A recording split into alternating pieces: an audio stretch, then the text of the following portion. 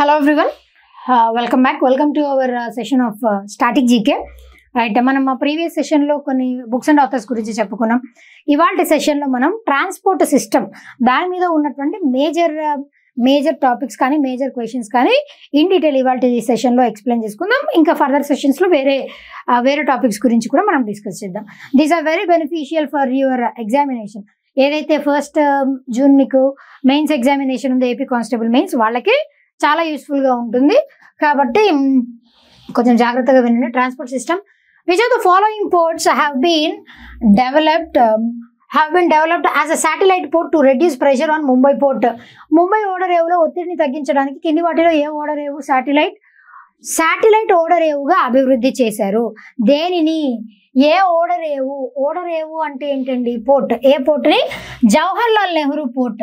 జవహర్లాల్ నెహ్రూ పోర్ట్కి ఇంకొక పేరు ఉంటుంది, నవాసా పోర్ట్ అని కూడా దీనికే పేరు. నవాసా పోర్ట్ అన్న జవహర్లాల్ నెహ్రూ పోర్ట్ అన్న బోత్ ఆర్ సేమ్. అసలు బేసిక్లీ ఈ ముంబై పోర్ట్ ఉంది కదండి, ముంబై పోర్ట్ ఏదైతే ఉందో ఇట్ ఈస్ న్యాచురల్ పోర్ట్. అదేవిధంగా మన భారతదేశంలో ఉన్నటువంటి పోర్ట్స్లోకెల్లా the busiest port in India ఏదండి అనంటే the busiest port in India is Mumbai port. ఎందుకు అంత బిజీగా ఉంటుంది అనంటే ఈ పోర్ట్ ద్వారానే ముంబై పోర్ట్ నుంచే వేరే డిఫరెంట్ కంట్రీస్కి కూడా చాలా కనెక్షన్ ఉంటుంది. ఇప్పుడు countries like East Africa, Mediterranean sea, Mediterranean region, అదేవిధంగా యూరోప్, ఇలాంటి కొన్ని కంట్రీస్కి కొన్ని కాంటినెంట్స్కి కనెక్షన్ ఉన్నది ఎక్కడి నుంచి ఉంటుంది అనంటే మనకి ముంబై పోర్ట్ నుంచే ఈ దేశాలన్నిటికీ లేదా ఈ ఖండాలన్నిటికీ కనెక్షన్ ఉంటుంది. అందుకే అక్కడి నుంచే ఎక్కువ ట్రాన్స్పోర్టేషన్ మొత్తం జరుగుతుంది. కాబట్టి port through water ways through ఎక్కువ ట్రాన్స్పోర్టేషన్ జరుగుతుంది. కాబట్టి అది బిజియెస్ట్ పోర్ట్గా దాన్ని పరిగణిస్తాం. అంత బిజీగా ఉన్నప్పుడు ఇప్పుడు say for example SBI bank ఉందండి, ఒక్క బ్యాంకే ఉంది, మొత్తం హైదరాబాద్ మొత్తానికి ఒకటే బ్యాంక్ ఉంది అని అనుకుందాం. అప్పుడు ఎంత బిజీగా ఉంటుంది చెప్పండి? ఎందుకు అనంటే it is national level bank, ప్రతి ఒక్కళ్ళు కూడా దాంట్లోనే అకౌంట్ ఓపెన్ చేయాలని అనుకుంటారు. అలాంటప్పుడు ప్రెజర్ ఎక్కువైపోతుంది. 10 మంది పనిచేయాల్సిన ప్లేస్లో 100 మంది పనిచేయాల్సి వస్తుంది, అంత ట్రాఫిక్ ఉన్నప్పుడు. అలా ఆ ఒత్తిడిని తగ్గించడానికి గవర్నమెంట్ ఏం చేసింది, ఒక్కొక్క ప్లేస్లో అంటే కొంత లిమిటెడ్ ఇంత పాపులేషన్కి ఒక బ్రాంచ్ ఉండాలి అని చెప్పేసి బ్రాంచెస్గా స్ప్లిట్ చేసింది. ఇక్కడ కూడా పోర్ట్స్ విషయంలో కూడా సేమ్ జరిగింది. ముంబై పోర్ట్ చాలా బిజీగా ఉండడం వల్ల ఆ పోర్ట్ దగ్గర ఉన్నటువంటి ఒత్తిడిని తగ్గించడం కోసం అని చెప్పి జవహర్లాల్ నెహ్రూ పోర్ట్ని తయారు చేసింది. జవహర్లాల్ నెహ్రూ పోర్ట్ని ఇంట్రడ్యూస్ చేసింది అక్కడ ఉన్నటువంటి ఒత్తిడిని తగ్గించడానికి. ఇలా వేరే పోర్ట్స్ కూడా కొన్ని ఉన్నాయి. ఇప్పుడు సే ఫర్ ఎగ్జాంపుల్ మనం కోల్కతా పోర్ట్ తీసుకున్నాం అనుకోండి. ఈ కోల్కతా పోర్టులో కూడా ఇట్లానే ఒత్తిడి ఎక్కువ ఉంటుంది. ఆ ఒత్తిడిని తగ్గించడానికి లాంచ్ చేసిన పోర్ట్ పేరు వచ్చేసి ఏంటి అని అంటే దట్ ఈజ్ ఆ ఒత్తిడిని తగ్గించడానికి లాంచ్ చేసినటువంటి పోర్ట్ పేరే Haldia port. This is very important. అదేవిధంగా చెన్నై ఎయిర్పోర్ట్ ఉందండి, చెన్నై పోర్ట్ ఉంది. ఇక్కడ కూడా ఒత్తిడి సేమ్ ముంబై ఎయిర్పోర్ట్ అంటే అంత రేంజ్లో ఉండదు, కాకపోతే ఇక్కడ కూడా ప్రెషర్ ఎక్కువగానే ఉంటుంది. ఆ ప్రెషర్ని ఓవర్కమ్ చేయడానికి ఇంకొక పోర్ట్ని ఇంట్రడ్యూస్ చేశారు, that is Tuticorin port. Haldia port వచ్చేసి కోల్కతా పోర్ట్ మీద ఉన్నటువంటి ప్రెషర్ని తగ్గించడానికి హాల్దియా పోర్ట్ని ఇంట్రడ్యూస్ చేశారు. వేరాజ్ చెన్నై పోర్ట్ దగ్గర ఉన్నటువంటి ఒత్తిడిని తగ్గించడానికి ట్యూటికోరిన్ పోర్ట్ని ఇంట్రడ్యూస్ చేశారు. ఈ రెండు చాలా ఇంపార్టెంట్. ఇక్కడ మనం ఎలాగైతే ముంబై పోర్ట్కి జవహర్లాల్ నెహ్రూ పోర్ట్ అని చెప్పామో దానితో పాటు కోల్కతా పోర్ట్కి హాల్దియా పోర్ట్, చెన్నై పోర్ట్కి వచ్చేసి ట్యూటికోరిన్ పోర్ట్. ఇది కూడా సేమ్ బిజీగా ఉండడం వల్ల ఆ ఒత్తిడిని తగ్గించడానికి వేరే సబ్సిడరీ లాగా కొంచెం రిలీఫ్ లాగా వీటిని ఇంట్రడ్యూస్ చేశారు. న్యూ మ్యాంగళూరు పోర్ట్, వేరే ఆప్షన్స్ చూడండి. న్యూ మ్యాంగళూరు పోర్ట్ వచ్చేసి ఎక్కడుంది? That is situated at Karnataka. Mormugao port వచ్చేసి ఎక్కడుందండి? That is situated at Goa. Deen Dayal port authority ఇది వచ్చేసి ఎక్కడుంది అని అంటే that is situated at Kandla, గుజరాత్లో దీన్ దయాల్ పోర్ట్ అథారిటీ ఉంది. ఇవి వేరే రిలేటెడ్ డేటా. మనం ఎప్పటి నుంచో ఎదురు చూస్తున్నటువంటి ఏపీ హైకోర్టు నోటిఫికేషన్ రిలీజ్ అయిందండి. ఆ నోటిఫికేషన్కి సంబంధించి కంప్లీట్ డీటెయిల్స్ మనం ఈ వీడియో ద్వారా చూద్దాం. అయితే before entering in to that మనం ఈ కోర్స్ నోటిఫికేషన్కి సంబంధించి మీరు ఈ కోర్స్ కూడా రిలీజ్ చేశాం. ఈ కోర్సులో ఏమేమి సబ్జెక్ట్స్ కవర్ అవుతాయనంటే general English, general knowledge, mental ability, మీకు ఎగ్జామినేషన్కి పనికొచ్చే విధంగా ఈ కోర్స్ని డిజైన్ చేసి దీన్ని మొట్టమొదటి ఫస్ట్ 100 స్టూడెంట్స్ ఎవరైతే అవైల్ చేసుకుంటారో వాళ్ళ కొరకు ఈ కోర్సుని ఇది వరకు 199 ఉండేది, ఇప్పుడు కేవలం 99 రూపీస్కి మాత్రమే మనం ప్రొవైడ్ చేయబోతున్నాం. అండ్ మోర్ ఓవర్ ఈ కోర్స్ దీనితో పాటు టెస్ట్ సిరీస్ని కూడా మనం ప్రొవైడ్ చేయబోతున్నాం. అయితే ఈ రెండు కూడా మీరు గమనించినట్లయితే మనకి ఎగ్జామినేషన్ ఫీ, మీరు పోస్టులకి అప్లై చేసుకోవాలి అని అంటే డిఫరెంట్ పోస్టులకి డిఫరెంట్ ఎగ్జామినేషన్ ఫీ ఉంది. అండ్ కేటగిరీ వైజ్ కూడా మళ్ళీ డిఫరెన్స్ ఉంది. ఇప్పుడు ఓబీసీ వాళ్ళకి, ఈడబ్ల్యూఎస్, అదేవిధంగా జనరల్ కేటగిరీస్ వీళ్ళకి ఎగ్జామినేషన్ ఫీ వచ్చేసి ఎంత ఉంది అని అంటే దట్ ఈజ్ వీళ్ళ వరకు ఎగ్జామినేషన్ ఫీ 800 రూపీస్ ఉందండి. ఎస్సీ ఎస్టీ క్యాండిడేట్స్ అంటే ఏపీ స్టేట్లో ఎస్సీ ఎస్టీ క్యాండిడేట్స్కి 400 rupees application fees, examination fee plus application fee రెండు ఉన్నాయి. దీంతో పాటు ఎవరైనా టైపిస్ట్ పోస్ట్కి అప్లై చేయాలి అని అనుకుంటే మరలా వాళ్ళకి ఇంకొక అనదర్ 800 రూపీస్ కూడా పే చేయాల్సి ఉంటుంది. ఆ 800లో కూడా మళ్ళీ general categories, OBC categories, EWS కేటగిరీస్కి చెందిన వాళ్ళైతే 800 రూపీస్, ఎస్సీ ఎస్టీ అయితే 400 రూపీస్. ఇది అడిషనల్ ఫీ. ఇది examination fee, application fee plus examination fee. ఇది అడిషనల్గా మీరు పే చేయాల్సినటువంటి fee. That is for typist పోస్టులకి అప్లై చేయాలి అని అంటే. ఇక్కడ ఈ నెంబర్ ఎందుకు చెప్పాము అని అంటే మనం ప్రొవైడ్ చేసేటువంటి కోర్స్ ఏదైతే ఉందో ఈ 99 రూపీస్ కోర్స్ అవ్వచ్చు, లేదా మనం ప్రొవైడ్ చేసేటువంటి టెస్ట్ సిరీస్ కోర్స్, ఈ రెండు కూడా ఎగ్జామినేషన్ ఫీ కంటే, అప్లికేషన్ ఫీ కంటే చాలా చాలా చాలా తక్కువగా ఉన్నాయి. కాబట్టి కావాలి అని అంటే దీనిని అవైల్ చేసుకోవచ్చు. అది కూడా కేవలం మొట్టమొదటి 100 స్టూడెంట్స్కి మాత్రమే. టెస్ట్ సిరీస్ని కూడా ప్రొవైడ్ చేస్తున్నాం. టెస్ట్ సిరీస్ విశిష్టత ఎంత ఉందో మీ అందరికీ ఆల్రెడీ చాలాసార్లు నేను వీడియోస్లో ఎక్స్ప్లెయిన్ చేశాను. Test series are utmost important. మీరు చదువుకున్నది 50% అయితే టెస్ట్ సిరీస్ అన్నది మేజర్ రోల్ ప్లే చేస్తుంది, ఇంకొక అనదర్ 50%. కాబట్టి టెస్ట్ సిరీస్ కూడా ఖచ్చితంగా రాయాలి. రైట్. ఆ టెస్ట్ సిరీస్ వచ్చేసి 25 గ్రాండ్ టెస్ట్లను ప్రొవైడ్ చేస్తున్నాం. ఇది వరకు 99 రూపీస్కి మేము ప్రొవైడ్ చేసాం, కానీ ఇప్పుడు జస్ట్ మీ కొరకు 49 రూపీస్కి మనం ప్రొవైడ్ చేస్తున్నాం. అది కూడా మొట్టమొదటి 100 స్టూడెంట్స్కి మాత్రమే. Right. Next one, which of the following states has less development of rail transport due to geographical conditions? Of course it is Sikkim. మనకి మన ఇండియాలో నార్త్ ఈస్టర్న్ కంట్రీస్ ఏవైతే ఉన్నాయో, 7 సిస్టర్స్ అని అంటాం కదా, ఆ స్టేట్స్ ఏవైతే ఉన్నాయో నార్త్ ఈస్టర్న్ స్టేట్స్ అన్నీ కూడా బాగా బుషీగా ఉండడం, అదేవిధంగా హై ఆల్టిట్యూడ్, చాలా హైట్లో ఉండడం, ఈ జాగ్రఫికల్ ఫ్యాక్టర్స్ అన్నీ కూడా యాడ్ ఆన్. డెన్స్ ఫారెస్ట్ ఉంటాయి, హై ఆల్టిట్యూడ్ ఎక్కువ హైట్లో ఉండడం, అలా హిల్లీ టెరైన్ కూడా వన్ ఆఫ్ ద రీజన్స్ అనమాట. హిల్లీ టెరైన్ అంటే ఏంటి? ఎగుడు దిగుడుగా ఉంటుంది నేలలన్నీ. ఇప్పుడు మన ఇక్కడ హైదరాబాద్ లేదనంటే వేరే స్టేట్స్ ఉన్నట్టు సమాంతరంగా ఇట్లా ఉండడం. కొన్ని మన దగ్గర కూడా కొన్ని హిల్లీ రీజియన్స్ ఉంటాయి. ఆ హిల్లీ టెరైన్స్లో మళ్ళీ దాన్ని చదువు చేస్తాం, అది వేరే విషయం. కొన్ని ప్రాంతాల్లో మాత్రమే ఉంటాయి. కానీ నార్త్ ఈస్టర్న్ స్టేట్స్లో మెజారిటీ జాగ్రఫికల్ కండిషన్స్ అన్నీ ఎలా ఉంటాయనంటే మ్యాక్స్ టు మ్యాక్స్ అంతా కూడా హిల్లీ టెరైనే ఉంటుంది. అండ్ అదేవిధంగా డెన్స్ ఫారెస్ట్, చాలా చాలా చాలా డెన్స్ ఉంటాయి ఫారెస్ట్ ఏరియాస్ ఇక్కడ. అందుకే రైల్ కనెక్టివిటీ అయినా వేరే రోడ్ కనెక్టివిటీ అయినా ఎందుకు అంత సేఫ్ కాదు అని అంటే because of this geographical conditions only. అక్కడ మనకి చిరపుంజి అన్నటువంటి మేఘాలయ మాసిన్రామ్, అక్కడ చిరపుంజి అని ఒక ప్లేస్ ఉంటుంది. ఆ చిరపుంజి దగ్గర గ్యారో హిల్స్, టోటల్గా 3 హిల్స్ ఉంటాయండి. గ్యారో, శివై and another hills were there. ఈ 3 హిల్స్ వలన అక్కడ ఏమవుతుంది అని అంటే క్లౌడ్స్ ఫామ్ అయినటువంటి క్లౌడ్స్ వేరే ప్రాంతాలకి వెళ్ళిపోకుండా అక్కడ అబ్స్ట్రక్ట్ అయిపోయి అక్కడే ఎప్పుడు చూసినా వర్షపాతం కురుస్తూనే ఉంటుంది. అందుకే చిరపుంజిలో ఎప్పుడు all the time it continuously drizzle అలా ఉంటుందన్నమాట. ఇక్కడ జాగ్రఫికల్ కండిషన్స్ కానివ్వండి, అక్కడ వాతావరణం కానివ్వండి, అవన్నీ కూడా కొంచెం different compared to other states.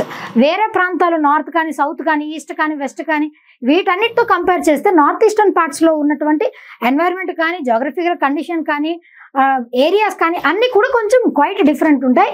అందుకే ఈ జాగ్రఫికల్ కండిషన్స్కి మీకు ఒకసారి ఎగ్జామినేషన్లో సమ్ రైల్వేస్ ఎగ్జామ్ అనుకుంటా, ప్రీవియస్లీ రైల్వేస్ ఎగ్జామినేషన్లో ఒకసారి క్వశ్చన్ ఏం అడిగారు అని అంటే, ఏ జాగ్రఫికల్ ఫ్యాక్టర్స్ని బేస్ చేసుకొని నార్త్ ఈస్టర్న్ స్టేట్స్లో ఈ ట్రాన్స్పోర్ట్ సిస్టమ్ అన్నది పాసిబుల్ కాదు. అక్కడ 2-3 ఆప్షన్స్ ఇచ్చేసి 1 and 2నా, 2 and 3నా, ఆల్ ఆఫ్ ద ఎబోనా ఇట్లా అడిగారు. ఆల్రెడీ అడిగారు చాలాసార్లు ఈ క్వశ్చన్. అక్కడ జాగ్రఫికల్ కండిషన్స్ వచ్చేసి ఏంటి అని అంటే, హిల్లీ టెరైన్, ఎగుడు దిగుడు నేలలు, డెన్స్ ఫారెస్ట్, ఇది అనదర్ ఇంపార్టెంట్ రీజన్. అండ్ ఇంకొకటి వెదర్ కండిషన్స్, ఇది కూడా లెస్ కనెక్టివిటీ ఉండటానికి ఈ three major reasons, geographical factors that are considered in north eastern region. ఇవి గుర్తుపెట్టుకోండి. This is also another important one. Right, next, where is Pakyong airport situated? ఈ Pakyong airport వచ్చేసి ఎక్కడుందండి అని అంటే, that is situated Pakyong airport Sikkim. ఇది వరకు దీనికే ఏమని పేరు అని అంటే గ్యాంగ్టక్ ఎయిర్పోర్ట్ అని ఉండేది, తర్వాత దానిని పాక్యాంగ్ ఎయిర్పోర్ట్ గా దాన్ని రీనేమ్ చేశారనమాట. That is Pakyong airport. Right, next one, the Prayagraj Haldia waterway is also known as, ఏ వాటర్ వే అని దీనికి పేరు? ద ప్రయాగ్రాజ్. ప్రయాగ్రాజ్ అంటే ఎక్కడ ఉందండి? ఉత్తరప్రదేశ్. హాల్దియా వచ్చేసి ఎక్కడ ఉంది? వెస్ట్ బెంగాల్లో ఉంది. Prayagraj, Haldia water ways. మనకి టోటల్గా ఎన్ని నెంబర్ ఆఫ్ వాటర్ వేస్ ఉన్నాయి? మన భారతదేశంలో టోటల్గా 111 వాటర్ వేస్ అన్న ఉన్నాయి. బేసిక్లీ మనకి ఉన్నటువంటి నేషనల్ వాటర్ వేస్ 5, కాకపోతే 6. దానితో పాటు అర్లియర్ 2022లో ఒక 105 వాటర్ వేస్ని యాడ్ చేశారు.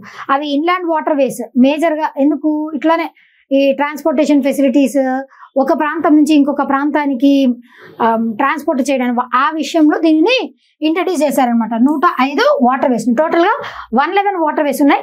దాంట్లో national waterways are very important. See, Prayagraj Haldia waterway is also known as National Waterway 1. ఈ నేషనల్ వాటర్వే 1 మనకున్నటువంటి నేషనల్ వాటర్వేస్ అన్నిట్లోకెల్లా the longest waterway, the largest waterway, national waterway in India is national waterway 1. ఇది ఎన్ని kilometres అండి అని అంటే, length వచ్చేసి 1620 kilometres. అదేవిధంగా నేషనల్ వాటర్వే 2 వచ్చేసి 891 కిలోమీటర్స్. ఇది ఏ ఏ ప్రాంతాలని కనెక్ట్ చేస్తుంది? ఇది ఎగ్జామినేషన్లో చాలాసార్లు అడిగారు. రైల్వేస్ ఎగ్జామినేషన్స్లో అడిగారు, ఎస్ఎస్సిలో అడిగారు, ఈవెన్ బ్యాంక్స్ కరెంట్ అఫైర్స్ ఎగ్జామినేషన్స్లో, బ్యాంకింగ్లో కరెంట్ అఫైర్స్ సెషన్ ఉంటుంది కదా, దాంట్లో కూడా చాలాసార్లు అడిగారు. నేషనల్ వాటర్వే 2 వచ్చేసి అస్సాంని, అదేవిధంగా బంగ్లాదేశ్ని, ఏ 2 పార్ట్స్ని కనెక్ట్ చేస్తూ ఉంటుంది అని అంటే, మన ఇండియాలో నార్త్ ఈస్టర్న్ పార్ట్లో ఉన్నటువంటి అస్సాంని మరియు బంగ్లాదేశ్ని, అస్సాం, బంగ్లాదేశ్, ఈ రెండింటిని కనెక్ట్ చేస్తూ నేషనల్ వాటర్వే 2 ఉంటుంది. నేషనల్ వాటర్వే 4 వచ్చేసి వేటిని కనెక్ట్ చేస్తుంది అని అంటే, నేషనల్ వాటర్వే 4 1095 కిలోమీటర్స్. దీని లెంత్ వచ్చేసి 1095 కిలోమీటర్స్. ఏ ఏ ప్రాంతాలని కనెక్ట్ చేస్తుంది? 1 కాకినాడ, చెన్నై, కాకినాడ కనెక్ట్ చేస్తుంది, చెన్నైని కనెక్ట్ చేస్తుంది. అదేవిధంగా Pondicherry, Puducherry, both are same. ఈ మూడింటిని కనెక్ట్ చేస్తూ కాకినాడ, చెన్నై, పుదుచ్చేరిని కనెక్ట్ చేస్తూ నేషనల్ వాటర్వే 4 ఉంది. నేషనల్ వాటర్వే 3 వచ్చేసి ఎన్ని కిలోమీటర్స్ అండి అని అంటే 205 కిలోమీటర్స్. నేషనల్ వాటర్వే 3 వేటిని కనెక్ట్ చేస్తుంది? National waterway 3 it connects Kottapuram to Kollam. Kottapuram నుంచి కొల్లంకి, కేరళలో ఉన్నటువంటి కొల్లం, ఈ రెండింటిని కనెక్ట్ చేస్తూ నేషనల్ వాటర్వే 3 ఉంది. ఈ 4 వెరీ ఇంపార్టెంట్. 1, 2, 3, 4 వీటిల్లోకెల్లా ద లాంగెస్ట్ లేదా the largest waterway in India is national waterway 1 with 1620 kilometres. అది దాని యొక్క length. Right, next one, which of the following ports is also known as new Mangaluru port? That is Panambur port.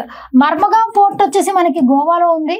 Tuticorin port వచ్చేసి మనకి చెన్నైలో ఉంది.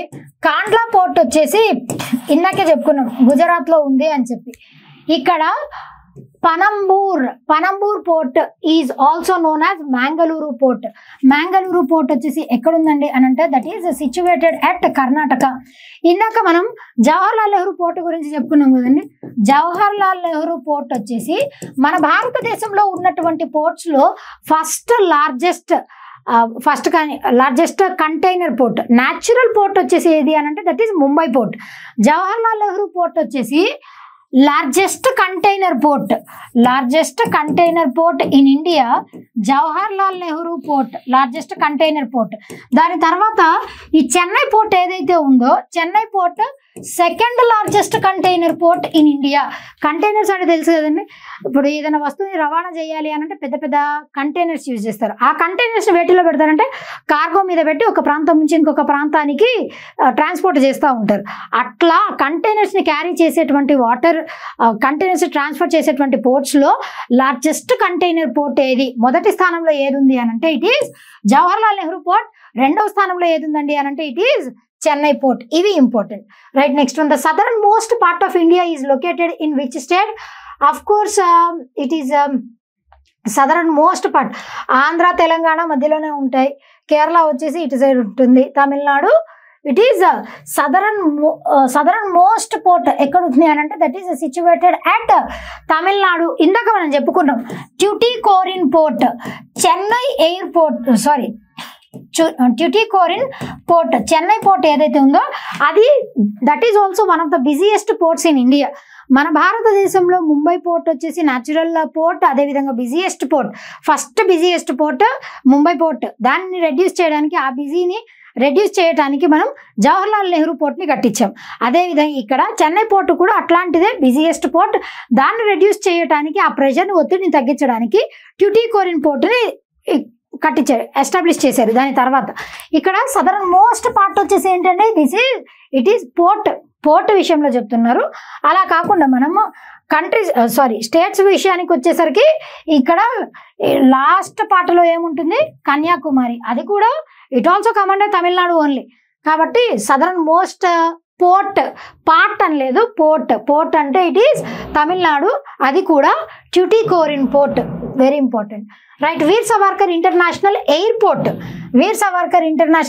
ఎక్కడ ఉందండి అని అంటే that is situated at Andaman and Nicobar islands. ఈ వీర్ సవార్కర్ ఇంటర్నేషనల్ ఎయిర్పోర్ట్కి ఇదివరకు ఓల్డ్ నేమ్ ఏదో ఉందండి, ఆ నేమ్ని దాన్ని రీనేమ్ చేసి 2022 ఐ గెస్ వీర్ సవార్కర్ అని చెప్పేసి రీనేమ్ చేశారు.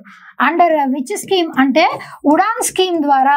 ఉడాన్ స్కీమ్ని ఏ ఇయర్లో ఇంట్రడ్యూస్ చేశారు? It was introduced in the year 2016. Udan scheme, Udan full form వచ్చేసి ఏంటి అంటే Ude Desh Ke Aam Nagrik, that is the full form of Udan. ఆ ఉడాన్ స్కీమ్ ద్వారా దీని వ్యాలిడిటీ వచ్చేసి 10 సంవత్సరాలు. 10 సంవత్సరాల లోపు అయితే ఏ ప్రాంతాల్లో అయితే కనెక్టివిటీ లేదో, కనెక్టివిటీ లేనటువంటి ప్రాంతాలకి కూడా Aam Aadmi, common man ఎయిర్వేస్ని use చేసి ట్రావెల్ చేయగలగాలి. ఆ కాన్సెప్ట్తో తీసుకొచ్చినటువంటి స్కీమే ఎయిర్పోర్ట్స్ అథారిటీ ఆఫ్ ఇండియా ద్వారా, అంటే మినిస్ట్రీ ఆఫ్ ఎయిర్పోర్ట్స్ వీళ్ళ ద్వారా తీసుకొచ్చినటువంటి కొత్త, అంటే ఇదివరకు తీసుకొచ్చినటువంటి ఇనిషియేటివ్ 2016లో, దట్ ఈస్ ఉడాన్. దాని ద్వారానే అండమాన్ నికోబార్ ఐలాండ్స్లో ఉన్నటువంటి వీర్ సవార్కర్ ఇంటర్నేషనల్ ఎయిర్పోర్ట్, దాన్ని rename చేశారులేండి. Actually that is situated in Andaman and Nicobar. ఢిల్లీలో మనకి ఇందిరాగాంధీ ఎయిర్పోర్ట్ ఉంది కదా, ఢిల్లీలో ఏ airport? That is Indira Gandhi international airport. మన హైదరాబాద్లో కూడా ఒక ఎయిర్పోర్ట్ ఉంది, దాని పేరు వచ్చేసి ఏంటి? Rajiv Gandhi international airport. Where as ముంబైలో వచ్చేసి ఛత్రపతి శివాజీ రైల్వే స్టేషన్ కూడా ఉంటుంది, ఛత్రపతి శివాజీ టెర్మినస్ అని. అండ్ ఎయిర్పోర్ట్లో కూడా Chhatrapati Shivaji airport very important, ఇది కూడా ముంబైలో ఉంది. చండీగఢ్లో another important airport is situated. చండీగఢ్లో it was slipped from a mind, చాలా ఇంపార్టెంట్ ఎయిర్పోర్ట్ ఒకటి ఉంది చండీగఢ్లో, వీలైతే ఒకసారి చూడండి. Right, next one, in which state is the port of Mormugao located? Mormugao ఇందాకే చెప్పుకున్నాం ఆల్రెడీ, మర్మగావ్ అన్నటువంటి పోర్ట్ గోవాలో ఉంది. Mormugao port is situated at Goa. గుజరాత్ లో ఉన్నటువంటి పోర్ట్ పేరు ఏంటంటే దట్ ఈజ్ కాండ్లా. ముంబైలో ఇప్పుడే చెప్పుకున్నాం ఛత్రపతి శివాజీ ఎయిర్పోర్ట్, అది ముంబై పోర్ట్ ఆల్రెడీ మనకి ముంబైలో ఉండనే ఉంది. Mumbai port it is the busiest port and the largest port in India. కర్ణాటకలో అయితే ఇందాక చెప్పుకున్నాం మ్యాంగళూరు పోర్ట్, దానినే న్యూ మ్యాంగళూరు పోర్ట్ అని చెప్పేసి రీనేమ్ చేశారు. దానికే ఇంకొక పేరు కూడా అవుతుంది, అది ఆల్రెడీ ప్రీవియస్ క్వశ్చన్స్ లో మనం డిస్కస్ చేసాం. Right, next one, in which of the following places is the integral coach factory of the railways located? ఎక్కడుంది? పెరంబూర్. ఇందాక పనంబూర్ పోర్ట్ వచ్చేసి it was another name for new Mangaluru airport కి ఇంకొక పేరు పనంబూర్. ఇది వచ్చేసి ఏంటి, పెరంబూర్ చెన్నైలో ఉంది. ఈ ఇంటిగ్రల్ కోచ్ ఫ్యాక్టరీ దీనిని ఎవరి టైం పీరియడ్ లో ఇంట్రడ్యూస్ చేశారు అని అంటే 1955 జవహర్ లాల్ నెహ్రూ గారి టైం పీరియడ్ లో దీనిని ఎస్టాబ్లిష్ చేశారు. దీని ద్వారా ట్రైన్ 18 రైల్ 18 అన్నదాన్ని తీసుకొని వచ్చారు. ట్రైన్ 18 ఆర్ రైల్ 18, దానికి ఇప్పుడు ఏమని పేరు? వందే భారత్. మనకున్నటువంటి ఎక్స్ప్రెస్ లో ఫాస్టెస్ట్ ట్రైన్ వచ్చేసి ఏంటి? వందే భారత్. కాస్ట్ కూడా ఎక్కువే, ఫాస్ట్ కూడా ఎక్కువే, కాబట్టి రైల్ 18 దాని పేరే it is also known as Vande Bharat. దానిని కూడా కన్స్ట్రక్ట్ చేసింది ఎక్కడండి అనంటే ఈ ఇంటిగ్రల్ కోచ్ ఫ్యాక్టరీ అయినటువంటి చెన్నైలో ఉన్న ఇంటిగ్రల్ కోచ్ ఫ్యాక్టరీ ద్వారానే దీన్ని కూడా కన్స్ట్రక్ట్ చేశారు. ఎవరి టైం పీరియడ్ లో దీన్ని ఇంట్రడ్యూస్ చేశారు అనంటే జవహర్ లాల్ నెహ్రూ గారి పీరియడ్ లోనే ఐసీఎఫ్ ని తీసుకొని వచ్చారు. First train which was started in 1853 ran between which two stations? Mumbai and Thane. ఇది చాలా చాలా చాలా చాలా బేసిక్ క్వశ్చన్, చాలాసార్లు ఎగ్జామినేషన్స్ లో అడిగినటువంటి క్వశ్చన్. ఇప్పుడు అలా క్వశ్చన్ అడగట్లేదులేండి. ముంబై థానే అందరు గుర్తుపెట్టుకుంటున్నారు అని చెప్పేసి ఎగ్జామినర్ కూడా కొంచెం తెలివి మీరి నాలాంటి శాడిస్టో ఏమో కానీ మరి ఇక్కడ ముంబై నుంచి థానే వరకు ఏర్పాటు చేసినటువంటి మొట్టమొదటి రైల్వే ట్రాక్ ఉంది కదా, దాని లెంత్ వచ్చేసి ఎంత? దాని డిస్టెన్స్ వచ్చేసి 34 కిలోమీటర్స్. ఇంకా నా శాడిజం కంటే ఎక్కువ శాడిజం ఉందనుకోండి ఎగ్జామినర్కి, అప్పుడు ఏమని అడుగుతారంటే దీంట్లో టోటల్గా 3 ఇంజిన్స్ ఉన్నాయి, ఆ 3 ఇంజిన్స్ పేరేంటి? ఎన్ని నెంబర్ ఆఫ్ ఇంజిన్స్ అని అడగడం వేరు, 1, 2, 3 అక్కడే మనం కన్ఫ్యూజ్ అవుతాం. సరే, ఆ 3 ఇంజిన్స్ లో కూడా ఆ 3 ఇంజిన్స్ యొక్క పేర్లు ఏంటి అని అంటే 3S ఉంది. 3S పేరుతోనే ఇంజన్స్ ఉంటాయి, 3 ఇంజన్స్. ఒకటి ఫస్ట్ మన ఇండస్ వ్యాలీ సివిలైజేషన్ సింధు అని ఒకటి ఉంటుంది, ఇంకొకటి సుల్తాన్, ఇంకొకటి వచ్చేసి ఏంటి అని అంటే సుల్తాన్ సింధు, ఇంకొకటి సమ్ ఎస్ చూసారా, నేను మర్చిపోయాను. ఒక అబ్బాయి ఇంకొక అనదర్ వన్ సాహిబ్ అని చెప్పేసి ఇంకొక పేరు, ఇంకొక ఇంజన్. ఇట్లా 3, ఒక అమ్మాయి ఒక అబ్బాయి, సాహిబ్ అంటే మేమ్ సబ్ కాబట్టి కింగ్ క్వీన్, అట్లా ఈ 3S గుర్తుపెట్టుకోండి. సాహిబ్, సుల్తాన్, సింధు, ఈ 3 ఇంజన్స్. ఇలా కూడా అడగొచ్చు, ఎక్కడి నుంచి ఎక్కడి వరకు, ముంబై నుంచి థానే వరకు ఎవరు ఇంట్రడ్యూస్ చేశారు? లార్డ్ డల్హౌసీ. ఇండియా మొట్టమొదటి రైల్వే లైన్ ని లెవీ చేసింది ముంబై నుంచి థానే వరకు. ఎవరి టైం పీరియడ్ లో, ఏ గవర్నర్ జనరల్ టైం పీరియడ్ లో వచ్చింది అని అంటే లార్డ్ డల్హౌసీ. అందుకే ఆయన is considered as father of Indian railways అని ఈయనకి పేరు, లార్డ్ డల్హౌసీ గారికి. ఈయన రైల్వేస్ మాత్రమే కాదు, పోస్టల్ సర్వీసెస్ ని, టెలిగ్రాఫ్స్ ని, స్టీమ్ ఇంజన్స్ ని, ఇట్లా చాలా కాన్సెప్ట్స్ ని తీసుకొని వచ్చారు. Not only that, doctrine of labs అన్నటువంటి కాన్సెప్ట్ కూడా లార్డ్ డల్హౌసీదే. డాక్టర్ ఆఫ్ ల్యాబ్స్ అంటే ఏంటంటే ఎవరికైతే రాజుకు కానీ రాణికి కానీ మగ సంతానం ఉండదో అలాంటి రాజ్యాల్ని బ్రిటిషర్స్ వాళ్ళ రాజ్యంలోకి కలిపేసుకుంటారు, అదే డాక్ట్రిన్ ఆఫ్ ల్యాబ్స్. ఆ కాన్సెప్ట్ ని తీసుకొని వచ్చినటువంటి దరిద్రుడు గవర్నర్ జనరల్ కూడా ఎవరు అనంటే లార్డ్ డల్హౌసీనే. He's considered as father of Indian railways. అది 34 కిలోమీటర్స్ గుర్తుపెట్టుకోండి. ఇది కష్టమేం కాదు, 3-4 అంతే, చాలా తక్కువ డిస్టెన్స్ తోనే దీన్ని కన్స్ట్రక్ట్ చేశారు. ముంబై నుంచి థానే వరకు. థానే కూడా మహారాష్ట్రనే, విత్ ఇన్ ముంబై. 34 కిలోమీటర్లు అంటే బోర్డర్ దాటేసి వెళ్ళిపోతామా అండి? కాదు కదా. అందుకే విత్ ఇన్ మహారాష్ట్ర ఓన్లీ ఈ 3 ఇంజన్స్ యొక్క నేమ్స్. ఇంకా సాడిస్ట్ అయితే ఏ డేట్ న దీనిని ఇంట్రడ్యూస్ చేశారు? ఫస్ట్ రైల్వే లైన్ వచ్చేసి 16th April 1853 ఇంట్రడ్యూస్ చేశారు. 16th April. ఈ డేట్ కూడా గుర్తుపెట్టుకోండి, ఇది కూడా ముఖ్యమైనటువంటిదే. Right, next one, under which governor of India was railway line established? ఇప్పుడే చెప్పుకున్నాం కదా, లార్డ్ డల్హౌసీ ఆయన టైం పీరియడ్ లోనే 1853లో మొట్టమొదటి రైల్వే లైన్ ని ఆయన ఇంకా ఏమేమి తీసుకొని వచ్చారు అవన్నీ కూడా నేను చెప్పాను. Right, next one, where is the head quarters of south western railway located? Total గా మనకి రైల్వే జోన్స్ కొన్ని ఉన్నాయి, జోన్స్ గా డివైడ్ చేశారు. రైల్వేస్ లో జోన్స్ గా డివైడ్ చేశారు. ఆ zones total number of zones వచ్చేసి ఎన్ని అని అంటే టోటల్ 19 ఉన్నాయి. నార్త్, సౌత్, ఈస్ట్, వెస్ట్ ఇవే అనుకుంటాం మనం, కాదు. ఇంకా ఈస్ట్ కోస్ట్, అదేవిధంగా south central railway, north eastern railways, south western railways, ఇట్లా టోటల్గా మనకి 19 జోన్స్గా డివైడ్ చేశారు.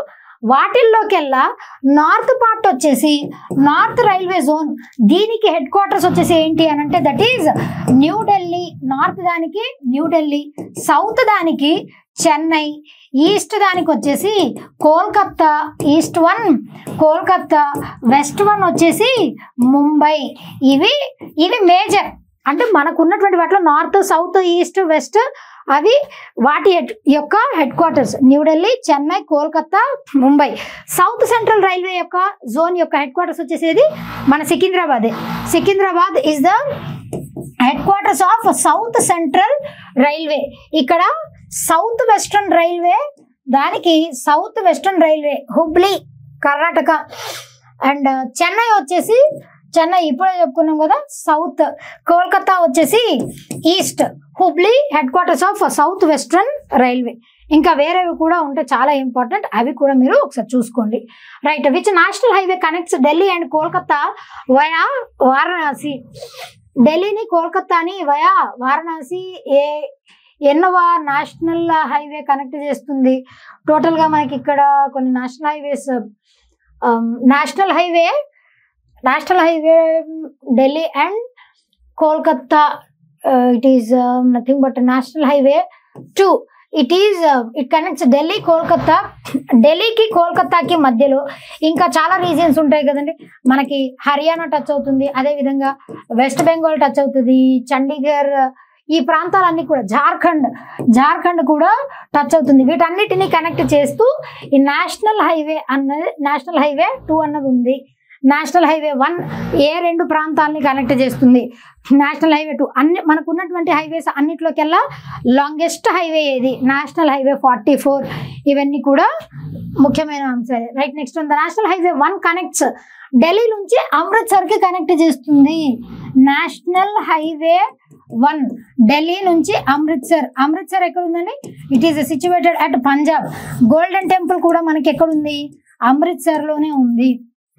నేషనల్ హైవే 1 అన్నది connects Delhi to Amritsar. Right. Which one of the following is the correct sequence of Indian ports from north to south అంటే మీరు పైనుంచి కిందకి అని అనుకుంటారు. ఇచ్చినటువంటి ఆప్షన్స్ ఎలా ఇచ్చారు చూడండి. ఈస్ట్ టు వెస్ట్ ఇచ్చినప్పటికీ కూడా మనం ఇట్లా క్రొనలాజికల్ ఆర్డర్లో వెళ్ళిపోవాలి. ఇప్పుడు ఏ పోర్ట్ ఎక్కడ ఉందో మనకి తెలిస్తే ఆన్సర్ పెట్టడం చాలా ఈజీ, వెరీ సింపుల్. కాండ్లా అన్నది ఫస్ట్ వస్తుంది, ఎందుకనంటే Kandla it is situated in Gujarat కాబట్టి. దాని తర్వాత హాల్దియా ఎయిర్పోర్ట్ వచ్చేసి ఎక్కడ ఉందండి? ఏ రీజియన్లో ఉంది? కోల్కత్తా. దాని తర్వాత కొచ్చి ఎక్కడుంది మనకి? Kochi is situated at Kerala. దాని తర్వాత పరదీప్ వచ్చేసి ఎక్కడుంది? It is situated at Odisha. ఇప్పుడు మనకి కరెక్ట్ అని చెప్పండి.